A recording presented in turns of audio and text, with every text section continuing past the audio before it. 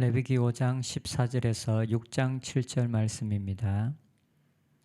여호와께서 모세에게 말씀하여 이르시되 누구든지 여호와의 성물에 대하여 부지 중에 범죄하였으면 여호와께 속건제를 드리되 내가 지정한 가치를 따라 성소의 세겔로 몇 세겔 은에 상당한 흠없는 순양을 양떼 중에서 끌어다가 속건제로 드려서 성물에 대한 잘못을 보상하되 그것의 5분의 1을 더하여 제사장에게 줄 것이요 제사장은 그 속건제의 순양으로 그를 위하여 속죄한즉 그가 사함을 받으리라.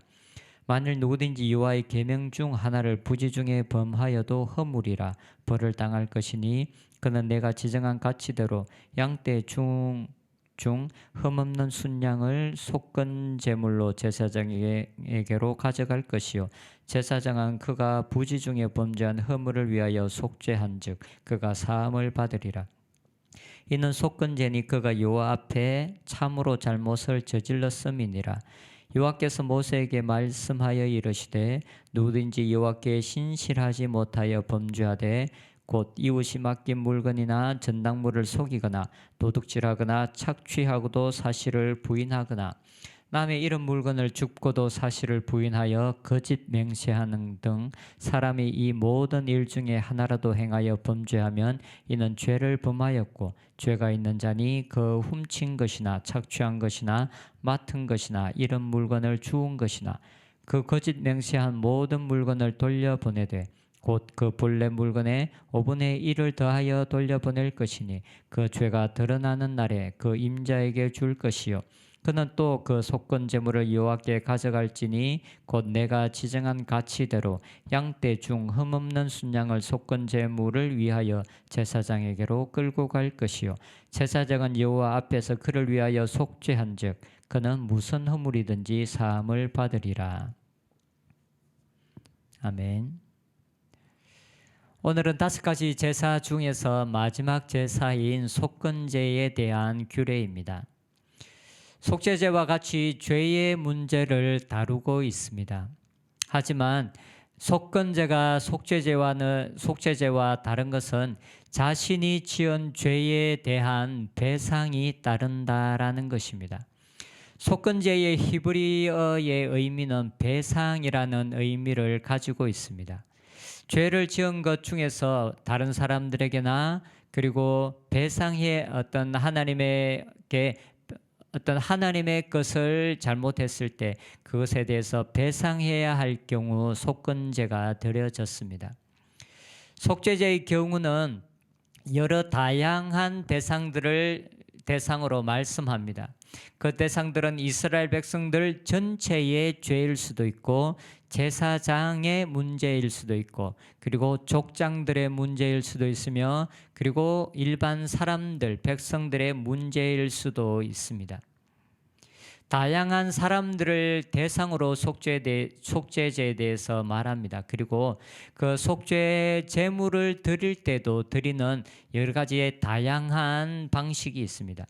어떤 경우는 수송아지를 드리고 그리고 숫염소나 순양을 드리는 경우도 있고 가난한 사람들을 위해서는 비둘기 그리고 더 가난한 사람들을 대상으로는 곡식으로 속죄제를 드릴 수도 있다라고 기록하고 있습니다. 하지만 속건제의 경우는 오직 한 개인의 문제를 다루고 있습니다. 각 개인이 범죄한 경우에 드리는 제사입니다. 그리고 드리는 제물은 속죄제와는 다르게 오직 순양만을 속건제물로 드리라고 말씀하고 있습니다. 속건제에 대해서 다루는 5장과 6장의 이 말씀을 보면 5장에서는 하나님께 죄를 짓는 문제를 다루고 있고 그리고 6장에서는 사람들에게 죄를 짓는 문제를 다루고 있습니다. 먼저 여호와의 성물에 대해서 죄를 지었을 경우를 말씀합니다.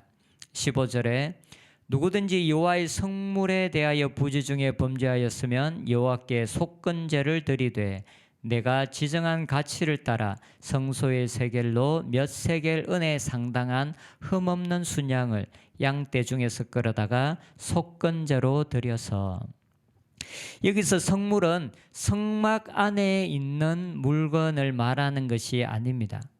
여기서 성물은 이미 사람들이 하나님께 바치기로 작정하고 결심한 물건, 재물을 의미합니다. 가령 11조를 드리기로 구별해 놓은 곡식이 될 수도 있고, 그리고 감사 제물로 하나님 앞에 드리기로 구별해 놓은 것일 수도 있습니다. 그리고 때로는 절기 때 하나님 앞에 드리기로 구별해 놓은 것일 수도 있습니다. 성경은 이렇게 하나님 앞에 드리기로 작정해서 하나님 앞에 드린 것, 그것을 성물이라고 합니다. 왜냐하면 이것이 이미 하나님께 바쳐진 것이기 때문에 그렇습니다. 그런데 고의적이 아닌 알지 못하고 그 곡식이나 그 물건을 다른 용도로 사용한 경우들이 발생할 수도 있었습니다. 그것이 구별된 것이라는 것을 알지 못하고 먹었을 수도 있고, 그리고 하나님 앞에 드릴 때 그것을 인지하지 못하고 하나님 앞에 드려야 하는 모든 것, 온전한 것을 드리지 못하고 일부를 빼먹고 드리는 경우들이 발생했을 수도 있습니다. 이러한 경우에 하나님께서는 그것을 하나님 앞에 지은 죄라고 고백하면서 속건제를 드려야 된다라고 말씀합니다. 이런 경우는 제사장들이 각 사람이 범한 잘못의 경중을 제사장이 정해서 그 가치가 어느 정도인지를 정하고, 그리고 그 가치에 합당한 순양을 속건제물로 드리게 했습니다. 그래서 성물에 대해서 잘못한 부분, 그리고 나서는 성물에 대해서 잘못한 부분에 대해서 5분의 1을 합쳐서 배상하라고 요구하고 있습니다. 하나님께서는 하나님께 이미 바치기로 결심한 물건에 대해서 하나님께서 이것은 나의 것이다 라고 말씀합니다. 이 물건들은 아직 성막으로 가지고 가서 제사장들에게 바치지 않은 것이 대부분일 것입니다. 그래서 어쩌면 다른 사람들은 모르고 있을 수도 있고, 그것은 그와 하나님과의 개인적인 관계에서의 문제일 수도 있었을 것입니다. 하지만 하나님께서는 우리가 하나님께로 드리기로 이미 작정한 것, 그리고 결심한 것에 대해서는 그것은 나의 것이다 라고 말씀하십니다. 우리는 때로 마음으로 작정한 부분들을 너무도 쉽게 어겨버리는 경향은 없는지 우리 자신들을 살펴보았으면 좋겠습니다. 우리가 하나님께 드리기로 작정했었는데 때로는 상황이 바뀌기도 하고 때로는 마음이 바뀌기도 해서 우리들이 하나님 앞에서 작정한 부분들을 마치 없었던 것처럼 여기고 있는 부분들은 없는지 우리 자신들의 모습을 살펴보았으면 좋겠습니다. 하나님께서는 그가 알지 못하고 부지 중에 잘못을 행했다 하더라도 그것을 죄라고 하십니다. 우리들이 하나님과 개인적인 관계 속에서 약속하고 결심한 부분들에 대해서 하나님은 그것을 없는 것처럼, 없었던 것처럼 여기지 않고 그것을 지키지 않았을 때 그것이 그가 비록 알지 못하고 행했다 할지라도 그러나 그것은 하나님 앞에 죄를 지은 것이다 라고 말씀합니다. 우리들은 개인적인 하나님과의 관계 속에서 우리가 하나님 앞에 드렸던 서원이나 약속들, 그리고 우리의 결심들을 결코 가벼이 여겨서는 안 됩니다. 그리고 6장에서 보면 이제 사람들과의 관계에서 잘못이 있을 때 속건제를 드리라라고 말씀합니다. 사람들과의 관계에서 문제가 발생하여 죄를 지어 피해를 줬을 경우의 문제입니다. 이 경우도 피해를 입힌 금액의 5분의 1을 더해서 원래 주인에게 돌려주라라고 말씀합니다. 5절에 보면 그 거짓 맹세한 모든 물건을 돌려보내되 곧 그 본래 물건의 5분의 1을 더하여 돌려보낼 것이니 그 죄가 드러나는 날에 그 임자에게 줄 것이요. 먼저는 물건과 함께 5분의 1을 더해서 그 주인에게 돌려주라라고 말씀합니다. 그리고 난 이후에 하나님께로 나아와서 속건 제물을 드리라라고 말씀합니다. 5절에 그 물건을 주인에게 돌려보내라라고 말씀하고, 그리고 6절에 보면 그는 또 속건 제물을 여호와께 가져갈지니.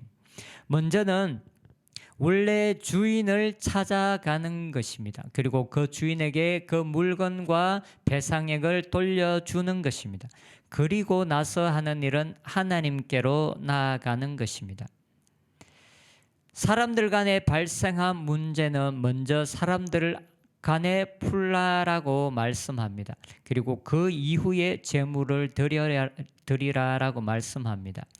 이러한 원리는 예수님께서 산상수훈을 통해서 말씀하신 것과도 동일합니다. 예수님은 제물을 드릴 때 사람들에게 원망 들을 만한 일이 기억나거든 예물을 드리는 것을 멈추라, 먼저 멈추고 그 사람을 찾아가서 그 문제를 먼저 해결해라, 그리고 다시 돌아와서 예물을 드리라라고 말씀합니다. 사람과의 관계는 사람들과 먼저 풀어야 합니다. 때로는 사람과 발생한 문제들을 사람을 만나서 해결하는 것이 번거롭게 느껴지기도 하는 경우가 있습니다. 그래서 귀찮기 때문에 그것을 생략하고 싶고 그것을 하기 싫어하는 경향들이 때로는 우리들에게 있을 수 있습니다. 그래서 사람들과의 문제를 해결하는 것을 미룬 채 하나님께 나아가 그 문제를 해결하기를 원하는 경우들도 있습니다. 하지만 이것은 올바른 방법이 아닙니다. 사람들과 발생한 문제들은 먼저 사람들과 풀어야 합니다. 그래야 우리의 기도가 막히지 않는 것입니다. 하나님은 사람들 안에 발생한 문제들이 있다면 그 문제를 먼저 풀라라고 말씀합니다. 그런데 이 속건제물을 드릴 때는 배상액이 20%인 5분의 1입니다. 그런데 출애굽기에 보면 도둑질한 것에 대한 배상액을 정하는 배상법이 나옵니다. 소의 경우는 5배의 배상을 하고 양의 경우는 4배입니다. 그리고 어떤 경우는 2배의 보상을 하라라고 출애굽기 22장에 기록되어져 있습니다. 그런데 속건제의 경우는 그보다 가벼운 5분의 1을 배상하라라고 합니다. 이것은 아마도 처음에는 죄를 인정하지 않다가 그 이후에 그 스스로 자신의 죄를 인정하는 경우를 말하는 것 같습니다.